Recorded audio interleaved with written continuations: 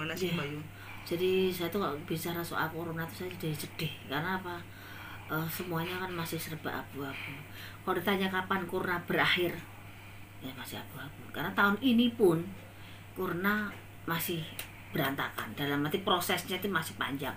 Bukan berarti saya menakut-nakuti karena di bulan Mei, April, Juni ini lagi corona lagi benar-benar yang dahsyat dan hanya perlu keajaiban dari Tuhan. Tidak ada hal yang tidak mungkin bagi Tuhan untuk membolak-balikkan semua masalah ini. Cuman dari efek corona ini 2020 kita masih secara ekonomi, secara kesehatan hancur, berantakan semua. Dan saya kan bilang dari awal saya di wawancara dan adanya kasus corona ini, takut saya itu ada seperti penjarahan. Silahkan lihat di media, di YouTube atau di mana saya bicara berapa bulan kemarin. Takutnya ada penjarahan, takutnya ada hal kriminalitas yang lebih tingkat tinggi di saat orang tidak bisa makan, di saat orang udah bingung mencari nafkah di mana caranya, sedangkan corona di mana-mana orang udah gelap mata.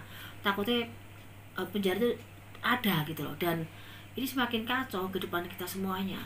Takutnya juga bantuan tidak mencukupi semuanya, sedang kondisi serba yang tidak nyaman. Saya sendiri pun takut. Saya bukan berarti nakut-nakutin atau bagaimana. Kita harus bersatu melawan semuanya, tapi kita juga harus bicara soal kenyataan, ketakutan, kegelisahan kita. Ibaratnya kondisi ini kan belum tahu semuanya sampai di kapan. Ada yang bertanya ke saya, Mbak Yu, paranormal kan bisa ngobatin? Tidak bisa. Saya tidak bisa ngobatin corona dalam hal ini. Saya bisa memberi support, saya hanya bisa memberi masukan terawangan saya, patuhi peran sebagai manusia, ikuti anjuran pemerintah, bagaimana untuk stay di rumah ataupun jangan kumpul-kumpul dulu, egonya ditekan untuk bisa memutus mata rantai dari virus corona itu.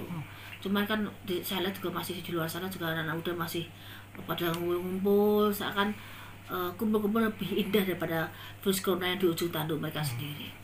Mbak Yu, sepenerawan Mbak Yu, semencekam dan sekelam apa sih dampak dari corona ini sendiri Mbak Yu? Saya kan pernah nerawang di 2018 waktu saya bilang Pageblok. Dan di 2019 pun saya ketemu kertasnya tuh. Satu di terawangan saya kan kurang 3, terakhir kan 17, 18, 19, 20, angka 20 saya masih ada kertasnya, tak lihatin nanti.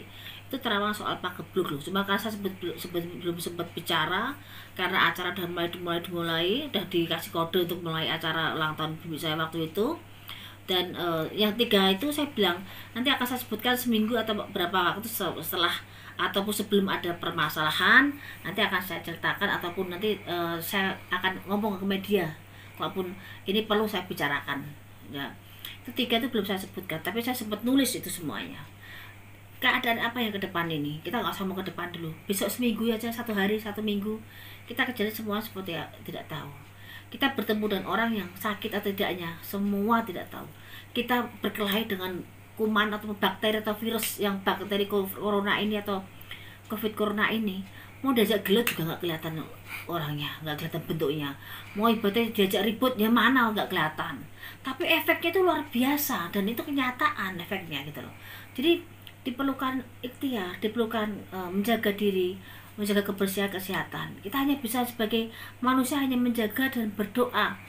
Itu semua itu harus diunggulkan sekali, hanya berdoa, bagaimana berusaha menjaganya, dan doa dibesar-besarkan itu doa yang dikencang-kencangkan, doa yang meminta kepada yang punya hidup ini untuk memohon keajaiban.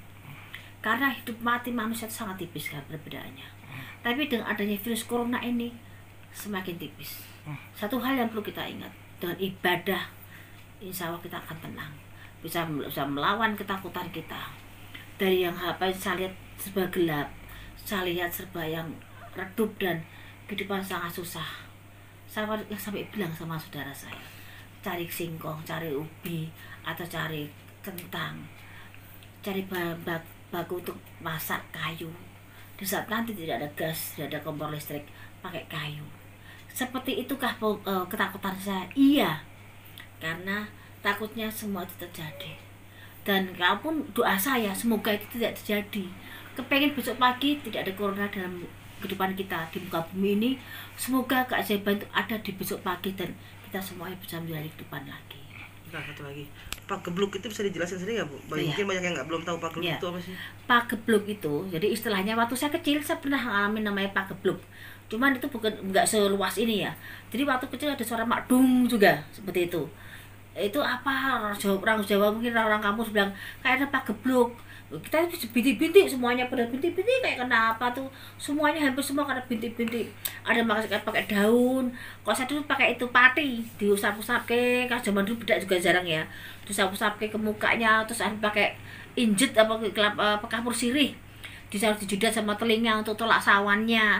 Itu zaman saya kecil namanya pagebluk. Kok istilahnya sendiri namanya pagebluk itu eh, bakteri atau virus atau kejadian apapun soal wabah penyakit yang terjadi pagi malamnya bisa meninggal ataupun ke sore paginya bisa meninggal dan meluas karena wabah penyakit tersebut. Dan pagebluk itu nggak bisa memilih, pagebluk itu bisa mengenai siapa saja yang terkena pagebluk itu. Dan itu kan istilah Jawa pagebluk itu. Dan memang ada tolak sawahnya, tolak balaknya dari pagebluk itu. Tapi kan kita tidak bisa menanamkan tolak balak itu ke orang-orang yang tidak percaya dengan kejawen, karena istilah pagebluk itu istilah kejawen seperti itu. Dan kemarin ada yang banyak bertanya soal Mbak, suara deng itu apa sih di sekitar kita, di Tangerang, di Jakarta, Bogor, Jabodetabek lah. Kalau saya bilang itu karena alam, suara dari alam, dan kita ambil positifnya, banyak ibadah aja. Kita nggak usah mencari-cari terus perasaan-perasaan, tapi kita nggak berdoa, nggak berusaha.